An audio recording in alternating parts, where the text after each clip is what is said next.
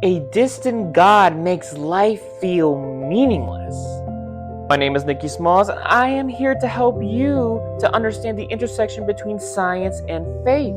And I am just a guy who likes to read, study, and reflect. You will be very surprised at the amount of people that I have met that don't even know their parents emotionally. They go home, they go straight to the room, and barely even say hello.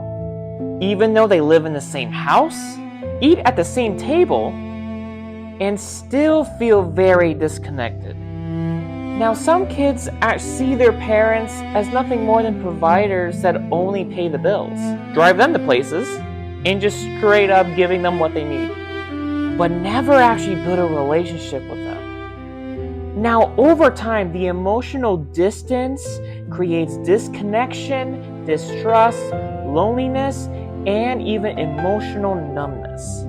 And parents, if there is no real emotional connection, then how can a child really feel known, loved, and understood?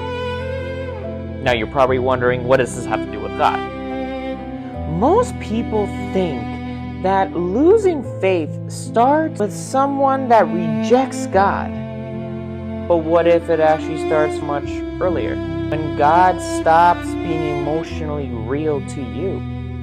Now here is where neuroscience gets fascinating. Studies have shown that people that view a distant God tend to have a higher frontal lobe activity, meaning they think about God more logically and abstractly, while showing low activation in their brain's emotional centers. The parietal lobe also creates a sense of otherness, making God feel far away, distant from everyday activities.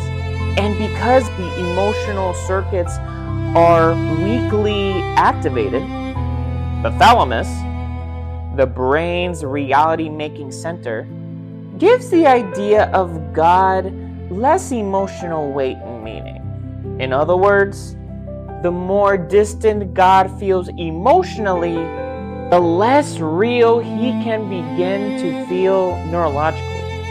A distant God doesn't transform people. A loving relationship with God does. When God is experienced as a loving, present, and personal instead of far away and cold, the brain responds differently.